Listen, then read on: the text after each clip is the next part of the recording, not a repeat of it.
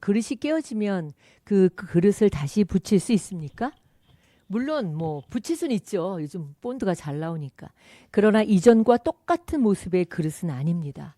그 깨어진 흉터가 남아있기 때문이죠. 일본의 그 전통 공예 기법이 있죠. 일본의 킨즈기라고 하더라고요. 깨진 도자기를 다시 복구하는 그런 그 기법이에요.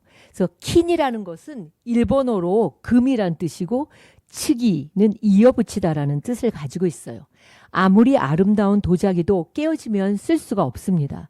그런데 이 깨진 그 사이 틈에 금가루와 옷가루를 입히면은 이렇게 멋진 그런 도자기가 되는 거예요. 사람과의 관계도 그렇습니다. 한번 깨지면 다시 회복하기가 참 어렵습니다. 그러나 도저히 회복될 것 같지 않아도 주님이 그 마음에 오시면, 주님의 사랑이 그 마음에 임하면 깨어진 그 상처마다 그 사랑의 금가루로 메꾸셔서 아름다운 작품으로 변화시킵니다. 그래서 은혜 받은 사람들의 간증을 여러분 들어보면 다 건강한 사람이 없어요. 다 아프고 상처가 있고 실패가 있고 상실을 경험한 사람들인데 그 아픔과 실패, 그런 상실의 마음속에 주님이 오셔서 사랑으로 이렇게 그 마음에 갈라진 틈을 메꾸어 주시니까 그들이 간증을 할 수 있는 거예요. 멋진 인생이 되게 하신 거죠.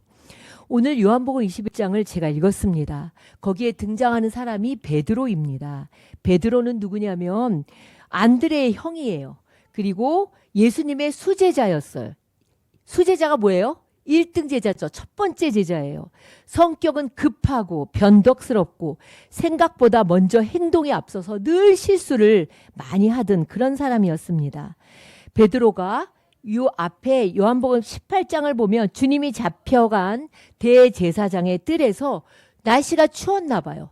불을 쬐고 있었어요. 여러 사람들이 불을 쬐고 있는데 어떤 여종이 나와서 베드로를 보더니 아니 당신도 저 사람의 제자가 아니요? 예수님의 제자가 아니냐고 물어보니까 너무 두려워서 나 아니에요 이렇게 부인하다가 세 번째로 부인할 때는 저주를 하면서 부인했다. 이렇게 마태복음에 그렇게 나오고 있습니다. 근데 그때 닭이 우는 거예요. 꼬껴 하고 닭이 울은 거예요. 그런데 예수님께서 유월절 만찬 후에 뭐라고 얘기했냐면 베드로가 주님 나는 죽을지언정 끝까지 주님을 따라가겠습니다라고 장담했던 베드로에게 예수님이 네가 닭이 울기 전에 나를 3번 부인할 거라고 말씀하셨거든요. 그러니까 닭이 우니까 그 예수님의 말씀이 생각이 나서 밖에 나가서 통곡을 하고 울었습니다. 그 일이 얼마나 죄책감이 되고 트라우마가 됐겠습니까? 얼마나 열정적으로 예수님을 따르던 제자였는데요. 난 죽기까지 예수님을 따를 거라고 호언장담했던 베드로인데 그 여종의 한마디에 여지없이 무너지는 자신을 보면서 자기가 너무 싫었을 거예요. 그리고 너무 괴로웠을 거라는 거죠. 그래서 베드로는 예수님이 십자가에 못 박히시자 이 예루살렘을 빨리 벗어나야 되겠다. 내가 이 미사를 빨리 벗어나서 저 양소리로 도망가야지. 그리고 고향 땅으로 간 거예요. 그리고 옛날에 어부로 살았던 고기 잡는 어부로 살아가고 있었습니다. 그러던 어느 날 누군가 찾아오신 거죠. 그러나 그 마음속에 예수님을 잊을 수는 없었겠죠. 예수님을 부인하고 도망쳤던 자기 스스로를 용서하지 못하고 괴로운 나날들을 보내고 있었을 것입니다. 그런데 그날도 여지없이 물고기를 잡으러 나갔습니다. 밤이 맞도록, 아마 밤에 물고기가 많이 나오나 봐요. 밤이 맞도록 물고기를 잡았지만 잡은 것이 없었어요. 그런데 어떤 사람이 새벽에 이렇게 이제 아직 어둡고 아직 이렇게 해가 뜨기 전인데 얘들아 너희들 고기를 좀 잡았니? 그러니까 이 제자들이 아니요 잡지 못했습니다. 그러니까 어떤 사람이 야 얘들아 오른편으로 그물을 내려 이렇게 말씀하시는 거예요. 그래서 그냥 졸립기도 하고 그러니까 오른편에 그물을 내려봤어요. 그물을 던졌어요. 그런데 그 물고기를 얼마나 많이 잡았는지 큰 물고기가 몇 마리라고요? 153. 모나비 볼펜 보면 알잖아요. 모나비 볼펜에 153이라고 써 있잖아요. 그게 여기서 영감을 받은 거예요. 153마리 큰 물고기는 153마리나 잡고 또 많은 물고기를 잡은 거예요. 근데 그 순간 베드로가 예수님을 처음 만났던 그날이 떠오른 거예요. 그날도 오늘처럼 밤새도록 한 마리 생선도 잡지 못한 거예요. 그때 예수님이라는 분이 와서 베드로에게 너 깊은 곳에 그물을 던지라고 하시자 말씀대로 했더니 그물이 찢어질 만큼 많은 생선을 잡은 거예요. 그때 베드로가 주님 앞에 엎드렸습니다. 그리고 누군지는 모르시지만 저를 떠나주세요. 저는 죄인입니다. 라고 했을 때 예수님이 넌 이제 나를 따라오너라. 내가 너를 사람을 낚는 어부가 되게 할 거라고 하시면서 베드로를 첫 제자로 부르셨습니다. 그 일을 잊을 수가 없는 거예요. 너무 비슷한 그런 상황이 된 것이죠. 바닷가에서 이 다시 주님을 만나자 예수님과의 첫 만남이 떠오른 거예요. 여러분, 여기서 우리가 알아야 되는 부분들이 있어요. 여러분, 깨어진 관계 회복의 첫 걸음은요, 첫 만남을 기억하는 거예요. 처음을 기억하는 거예요. 아주 지겹게 싸우죠? 네. 여러분은 잘 안 싸우죠. 부부간에도 그래요. 부부간에도 처음 만남, 처음 고백, 그리고 누구나 처음 좋았던 기억이 있으니까 다 결혼한 거 아니에요. 그거를 기억하는 게 중요합니다. 어떤 부분은 자꾸 안 좋은 것만 기억하고 그것만 자꾸 들춰내요. 그러면 관계가 절대로 회복될 수가 없습니다. 정채봉 선생님의 처음의 마음으로 돌아가라 라는 책을 보면은 이 까치 부부가 있었는데 맨날 싸우는 거예요. 맨날.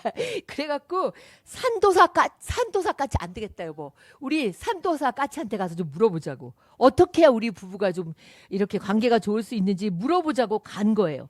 그래서 이 도사 까치가 산에 사나 봐요. 도사가. 산도사 까치의 답은 단순했어요. 처음 둥지를 틀었던 곳에 다시 가보고 그때의 마음을 돌아가시오. 그때의 마음으로 돌아가라고 얘기하는 거예요. 여러분 우리의 모든 관계도 그래요. 처음에 만났을 때 처음의 마음, 처음 사랑을 생각해 보세요. 처음 만났을 때 좋았던 모습들이 있잖아요. 처음 만났을 때의 그 인상이 있잖아요. 내가 처음 고백했을 때 처음 사랑을 기억해 보십시오. 자녀도 아주 말 안 들을 때가 있어요. 이제 사춘기가 오거나 이제 요즘은 말 안 듣죠. 미운 7살이 아니라 미운 3살이죠. 네. 초등학교 들어가면 좀 그래도 말 듣나요? 그러나 애들도 너무 속상할 때 처음 태어났을 때 사진을 한번 보세요. 그리고 처음 학교에 입학했을 때 잘 사진을 많이 찍어놔요. 그리고 처음 아장 걸을 때 그때를 기억해 보세요. 속상하다가도 그 마음이 싹 사라진다는 거예요. 예수님은 이제 그 그물을 거두고 많은 생선을 잡은 제자들을 위해서 손수 생선을 구우셨어요. 그리고 빵도 준비해 주셨어요. 그리고 이 예수님께서 제자들을 찾아와서 가장 먼저 한 게 뭐예요? 식탁을 마련해 주신 거예요. 아침 식사를 준비하신 거예요. 이 두 번째 팁입니다. 여러분 잘 들으세요. 자녀들이나 여러분 아내나 남편이나 다투거나 싸움 박질을 할 때 예수님처럼 제일 먼저 뭐예요? 따뜻한 식탁을 준비하는 거예요. 어떤 부분은 싸우면 안 먹어 밥 안 먹어. 밥처럼 밥 먹어. 밥 채료도 안 먹는 사람이 있어요. 그죠? 말도 안 해요. 그리고 그냥 방에 들어가서 계속 머리 싸고 있죠. 그러면 안 됩니다. 힘들어져요. 아이든 남편이든 아내든 이 좋아하는 식사를 준비하는 거예요. 따뜻하고 정감 있는 식사를 준비하는 거예요. 식탁의 교제가 중요합니다. 예수님께서 하시는 이 오늘의 그 팁을 여러분들이 잘 기억하셔야 돼요. 예수님이 생선을 이렇게 숯불에다가 구우십니다. 자, 그렇죠? 네, 예수님이 생선을 다 이렇게 숯불에다가 구우시는 거예요. 그런데 그때 베드로가 갑자기 트라우마가 올라온 거야. 내가 예수님이 잡혀가시던 그날 그 제사장 뜰에서 불을 찔 때 너 저 사람의 제자지? 저 사람의 제자지 할 때 나 아니야 이렇게 부인했던 그 불의 트라우마가 딱 생각이 난 거예요. 그리고 오늘 밤 닭이 2번 울기 전에 네가 나를 3번이나 모른다고 부인할 거라는 주님의 음성이 생각나서 막 통곡했던 그 장면이 떠오른 거예요. 정말 기억조차 하기 싫은 실패의 현장이었죠. 여러분 그런 경험 있나요? 어디를 딱 갔는데 내가 정말 몸소리 나게 싫은 데 있잖아요. 누구랑 대판했거나 싸웠거나 아니면 내가 뭘 잃어버렸거나 내가 다쳤거나 이런 데는 정말 이렇게 트라우마가 있거든요. 저도 한 몇 년 전에 다리를 다쳤잖아요. 다리를 다친 다음에 이사를 간 가장 근본적인 원인이 뭐냐면 거기 나갈 수가 없는 거예요. 그 넘어진 데 이렇게 틈이 있었거든요. 개를 데리고 나갔는데 그 틈도 많지도 않아요. 근데 그 틈에서 넘어진 거기를 지나갈 때마다 너무나 여기가 찌릿찌릿한 거예요. 그렇다니까요. 트라우마가 있는 거예요. 베드로는 그 숯불을 보니까 자기가 예수님을 3번이나 부인했던 그 기억조차 하기 싫은 그 실패의 그 현장이 생각이 난 거죠. 그런데 예수님은 그 실패의 그 숯불가로 부르신 거예요.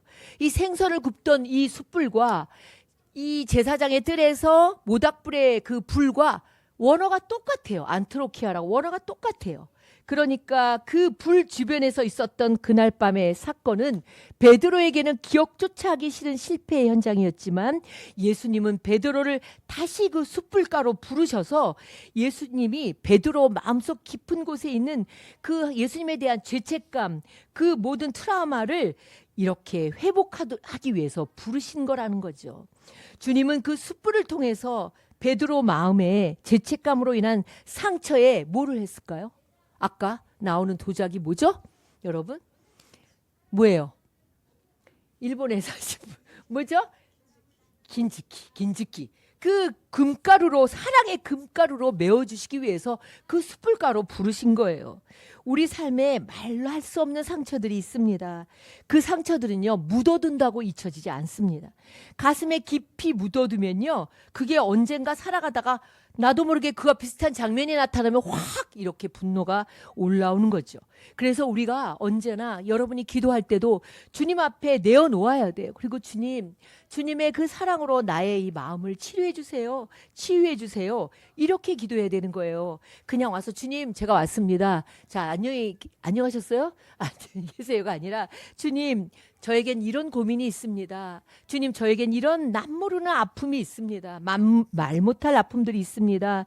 그리고 내 안엔 이런 죄책감이 있습니다. 이거를 하나님 앞에 주님 앞에 드러낼 때 주님께서 말씀을 통하여 또 찬양을 통하여 예배를 통하여 기도를 통하여 사랑으로 치료해 주시는 거죠. 영미 씨가 성이 뭐예요? 그래서 그런지 오늘 굉장히 정호승 또 누구죠? 아까 정채봉, 정씨가 많이 등장해요. 정호승 씨가 쓴 내 인생의 힘이 되어준 한마디라는 책이 있습니다. 거기에 나오는 이야기예요. 자, PPT를 한번 보여드리세요. 날개를 심하게 다친 독수리가 한 마리 있었어요. 진짜 독수리가 날개를 못하면은 의미가 없잖아요. 벼랑 위에서 깊은 생각에 잠겼어요. 몇 번이나 하늘에 오르려고 했지만 이 다친 날개로는 도저히 하늘 높이 날 수가 없었어요. 그래서 차라리 내가 이렇게 살아가느니 차라리 죽어버리는 게 낫겠어. 그리고 벼랑 아래로 뛰어내려서 스스로 목숨을 끊으려고 몸을 잔뜩 웅크렸습니다. 근데 그 순간 그 모습을 본 대장 독수리가 재빠르게 날아와서 물었습니다. 얘야, 너 왜 이렇게 어리석은 일을 하려고 해? 그러니까 이 날개를 다친 독수리가 이렇게 대답했어요. 우리는 평범한 새가 아니잖아요.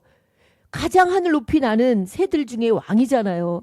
그런데 이제 저는 날개가 다쳐서 도저히 높게 날아갈 수가 없어요. 이제는 낮게 날아가는 새가 돼버렸어요. 그러니 차라리 사는 것보다 죽는 게 낫겠어요. 그러자 대장 독수리가 그 날개를 다친 독수리를 향해 자신의 날개를 활짝 폈습니다. 그런데 웬일이에요? 이 날개 속에 얼마나 상처가 많은지 몸에 여기저기 상처 자국이 있었어요. 솔가지에 찢긴 자국, 다른 독수리에게 핥힌 자국, 칼 자국, 수많은 상처로 얼룩져 있었습니다. 나 좀 봐라. 내 온몸도 이렇게 상처투성이야. 상처가 없는 독수리가 어디 있겠니? 그러자 이 날개를 다친 그래서 죽으려고 했던 독수리가 이 대장 독수리의 말에 고개를 푹 숙였습니다. 그리고 대장 독수리가 이렇게 말을 했습니다. 이건 나의 몸에 새겨진 상처일 뿐이지만 사실은 내 마음속에는 그거보다 훨씬 더 많은 상처 자국이 새겨져 있단다. 그러나 나는 그 상처가 있음에도 불구하고 다시 일어났어. 이렇게 얘기를 한 거예요. 여러분, 우리가 살아가면서 크고 작은 차이는 있습니다. 그러나 상처와 아픔이 없는 사람이 어디 있겠습니까? 우리가 겉모습만 보고 사람을 어떻게 알 수 있겠습니까? 우리 사회가 하나만 뭘 잘못해도 그 사람을 매장시키고 코너로 몰아버려서 결국은 죽음에 이르게 하는 안타까운 소식들을 매일매일 우리는 보고 있습니다. 우리가 그러면 안 돼요. 아무리 잘못했어도 사람을 코너로 몰면 죽을 수밖에 없잖아요. 사람이 숨을 쉬도록 해줘야 되는 거죠. 근데 예수님은 그렇지 않다는 거예요. 예수님은요, 우리가 큰 실수를, 베드로가 3번이나 부인한 건 정말 큰 실수잖아요. 실수하고 잘못으로 인해 우리가 마음이 깨어지고 아픈 마음을 가지고 주님께로 가지고 가면은 주님은 그 상처가 뭐가 되게 하시냐면 별이 되게 하신다는 거예요. 별이 되게 하셔. 스카가 아니라, 스카는 상처죠. 상처가 별이 되게 하신다는 거예요. 그래서 많은 사람들이 절망의 상황 속에서도 좌절하지 않고 오히려 그 어려움이 인생의 디딤돌이 되어서 별과 같은 삶을 살도록 하신다는 거예요. 자꾸 과거의 아픔과 상처만 곱씹다 보면 어떻게 사람이 살 수가 있어요? 그 자리에서 일어나서 앞에 계신 십자가의 주님을 바라보면서 살아갈 때 상처가 별이 되게 하신다는 거예요. 자, 상처가 별이 된 사람을 여러분에게 하나 소개하겠습니다. 요즘 많이 회자되는 사람이에요. 박위라는 사람이에요. 이 사람이 하는 유튜브는 위라클. 박위의 위자와 미러클, 기적이라는 것을 따기도 했지만 우리라는 뜻이 그 중의적인 뜻이 있는 거죠. 그래서 위와 기적이라는 뜻의 단어 미라클을 합쳐서 모든 사람들에게 기적이 일어나기를 바란다는 뜻을 갖고 있어요. 그래서 어제 제가 유튜브에 구독자가 몇 명인가 보니까 98만 명이더라고요. 2만 명만 더 되면은 전 구독자거든요. 여러분들 이 100만 명이 되게 됐더라고요. 이 박위라는 사람 잘생겼어요. 저기 보세요. 얼마나 잘생겼어요? 그런데 이 사람이 8년 전에 그 술을 마시고 회식을 했죠. 회식을 하고는 이 사람이 무슨 패션 회사를 다녀서 굉장히 키도 크고 잘생겼지만 굉장히 감각 있는 사람인데 모태신앙이에요. 그런데 이제 취업을 하고 그리고 교회를 다녔지만 늘 술과 클럽을 좋아했어요. 난 그냥 이렇게 살 거야. 난 회색 크리스찬으로 살 거야. 그리고 나 죽을 때 회개할 거야. 이렇게 기도한 적도 있다고 자신이 간증을 하더라고요. 그런데 어느 날 병원에 이렇게 누워서 아무것도 움직이지 못하는 전신마비 판정을 받은 거예요. 이 필름이 끊긴 거죠. 사고의 원인을 알 수가 없는데 보니까 회식하면서 술을 취한 후에 이 사람이 밖에 나간 거예요. 그리고 건물과 건물 사이에 이제 그 강남에 이렇게 홈이 있었나 봐요. 거기에 떨어진 거죠. 잘못 헛디뎌 갖고 낙상을 당했는데 그때 목뼈가 부러진 거예요. 목뼈가 부러진 게 아니라 목뼈가 어긋나면서 척수신경이 끊어진 거예요. 그러니까 완전히 그 척수신경이 끊어지니까 전신마비가 된 거죠. 너무 기가 막힌 거죠. 이 아버지가 PD예요. 유명한 PD예요. 이 아버지가.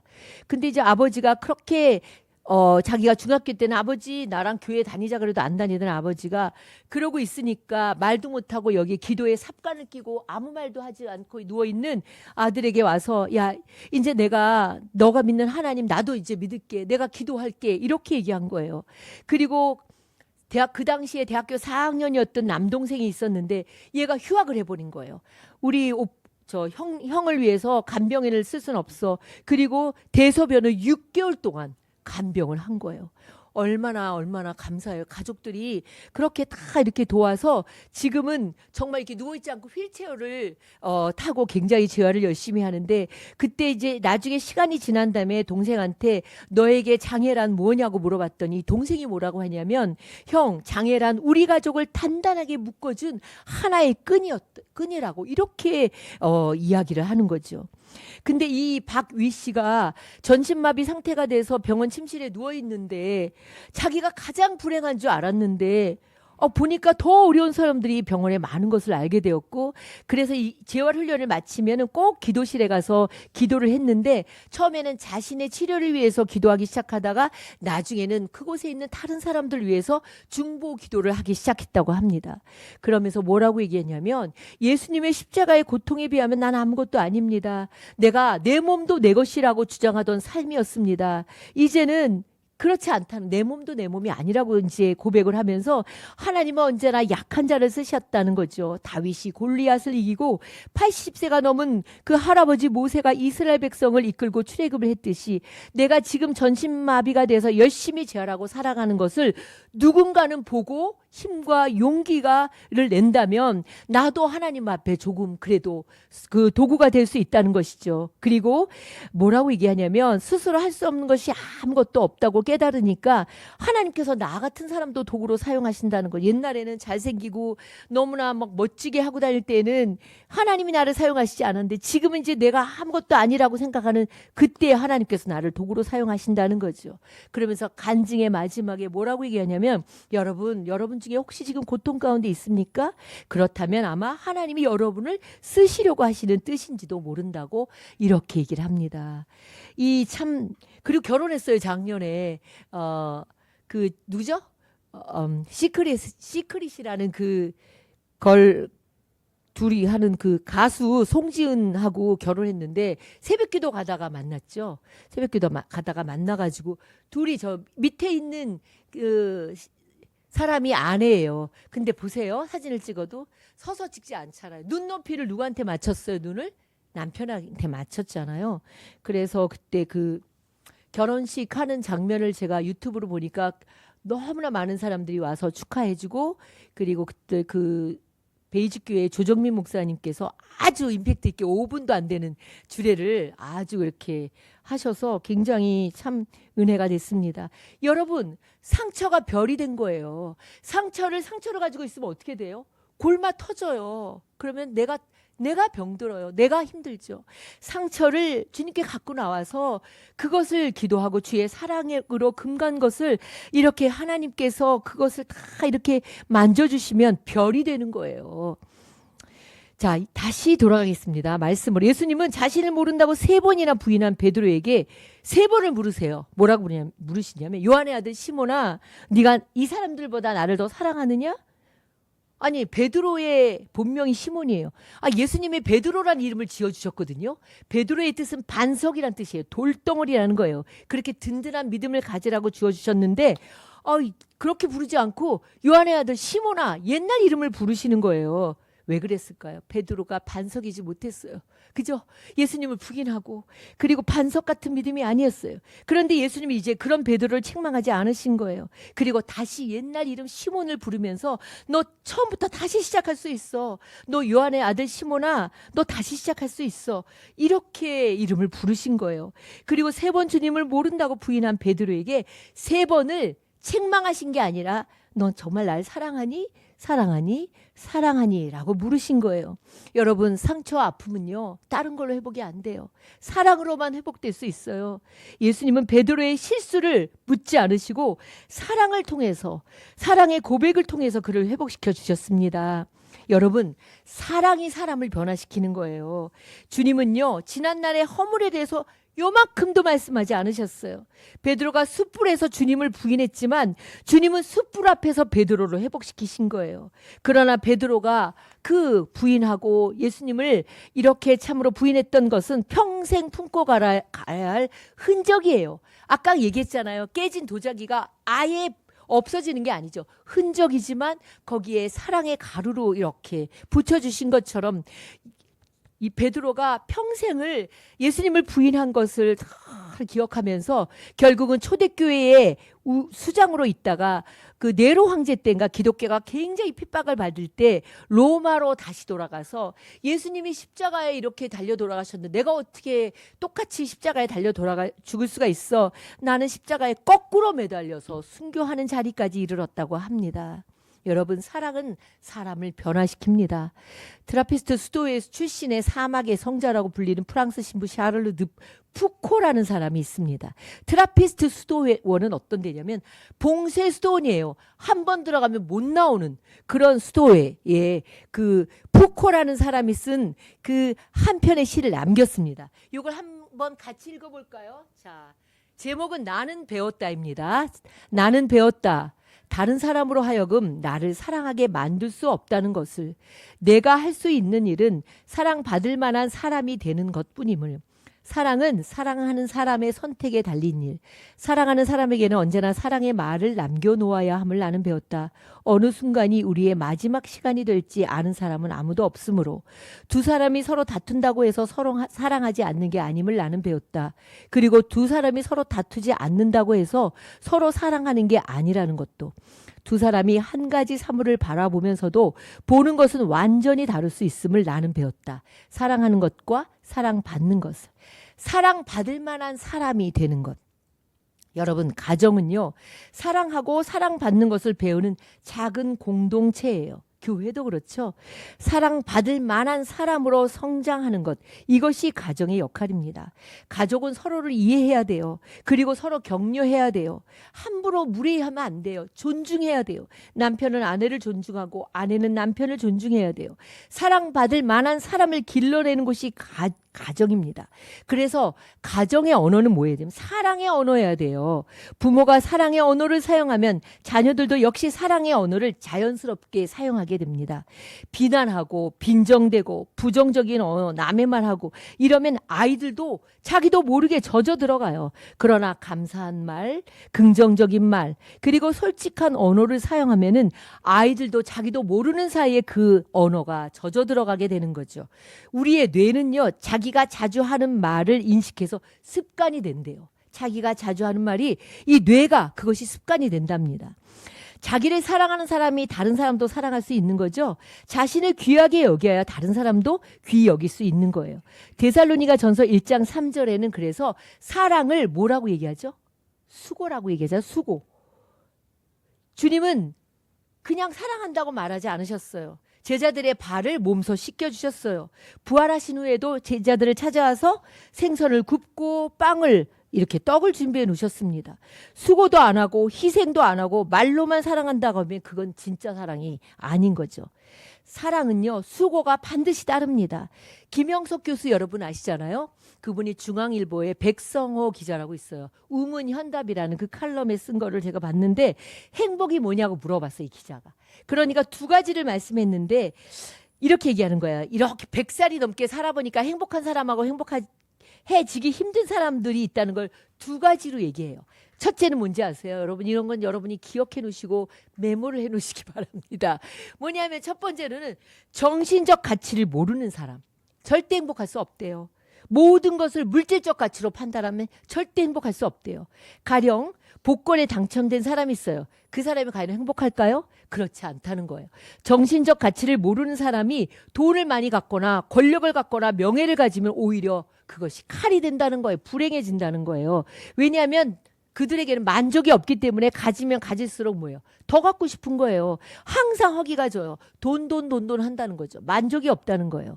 두 번째로 뭐냐면 이기주의자. 절대로 행복할 수가 없다는 거예요. 자신만 생각하는 거예요. 자기만 챙기고 자기 이익만을 챙기고 그래야 내가 행복해진다고 생각하는데 절대로 아닙니다. 김영석 교수는 뭐라고 얘기냐면 이기주의자는 자신만을 위해 살아가니까 인격을 못 갖춘다는 거예요. 그 인격의 크기가 결국은 그 사람의 그릇의 크기라는 거예요. 그러니까 이기주의자는 어때요? 그릇이 작기 때문에 담을 수 있는 행복도 작다는 거예요. 인격의 그릇이 커야 큰 행복을 담을 수 있다고 이렇게 강조합니다. 여러분, 우리가 예수님을 믿고 예수님의 사랑을 경험하지 않고는 우리도 이런 진짜 사랑을 알 수도 없고 할 수도 없을 거예요. 진정한 사랑은요, 하나님으로부터 우리가 알게 되는 거예요. 이 십자가의 사랑, 누가 아무리 하나님이라도 그 아들을 죽이시기까지 죄인을 사랑하시겠습니까? 이 진정한 사랑은 하나님으로부터 우리가 깨닫게 되는 거죠. 하나님은 사랑의 원천이시기 때문이에요. 우리가 진정한 사랑을 알게 되는 것은 하나님을 믿고 하나님의 사랑을 깨닫고 그리고 그 사랑이 내 안에 들어오면서 비로소 시작되는 겁니다. 여러분, 우리가 하나님을 알게 되고 하나님의 사랑을 받게 된 것 너무나 귀한 것이죠. 자, 4가지로 여러분에게 갈등이 오고 시험이 올 때 제일 먼저 뭐 하라 그랬어요, 여러분? 곰돌이를 보지 말고 저를 좀 찾아. 네, 예배도 안 끝났는데 벌써 내려왔어. 갈등이 오고 어려움이 오고 관계가 깨어질 때 처음을 기억하라겠죠, 여러분? 처음 사랑, 처음 만남, 처음의 기억을 하라는 거. 두 번째로는 식탁을 나누라고 했잖아요. 세 번째로 사랑은 뭐예요? 반드시 수고가 따라요. 그냥 말로 사랑이 아니에요. 수고가 따르는 거죠. 가정은 그래서 사랑받을 만한 사람으로 기르는 가장 작은 공동체라는 거죠. 그리고 여러분, 사랑의 언어를 사용하라는 거예요. 그리고 여러분이 어떤 아픔이 있어도 예수님에게 갖고 나오면 상처가 뭐가 되게 한다고요? 스타가 되게 한다고요. 이렇게 한 번 들어도 잊어버리는데, 네, 우리 영미 씨는 다 기억할 것 같아. 잘 듣네요. 네, 기도하겠습니다. 사랑의 하나님 아버지, 우리가 참 이렇게 각박한 세상 속에서 참 사랑을 알지 못하고, 그리고 이기적으로 살아가고, 그리고 너무나 보이는 가치가 다인 것처럼 살아가는 저희들입니다. 그러나 우리를 하나님께서 자녀 삼아 주시고 주의 사랑으로, 말씀으로 우리의 마음을 늘 이렇게 만져주셔서 우리가 험악한 세상 속에서도 주님의 사랑을 품고 살아가게 하여 주셔서 감사드립니다. 언제나 주님과의 첫 만남, 그리고 언제나 주의 사랑의 음성을 들으며 살아간 우리 모든 성도들이 되게 하여 주옵소서. 예수님의 이름으로 기도드립니다. 아멘. 사도신경으로 신앙 고백하시겠습니다. 나는 전능하신 아버지 하나님, 천지의 창조주를 믿습니다. 나는 그의 유일하신 아들 우리 주 예수 그리스도를 믿습니다. 그는 성령으로 잉태되어 동정녀 마리아에게서 나시고 본디오 빌라도에게 고난을 받아 십자가에 못 박혀 죽으시고 장사된 지 사흘 만에 죽은 자 가운데서 다시 살아나셨으며 하늘에 오르시어 전능하신 아버지 하나님 우편에 앉아 계시다가 거기로부터 살아있는 자와 죽은 자를 심판하러 오십니다. 나는 성령을 믿으며 거룩한 공교회와 성도의 교제와 죄를 용서받는 것과 몸의 부활과 영생을 믿습니다. 아멘. 이 시간 찬양하시면서 봉헌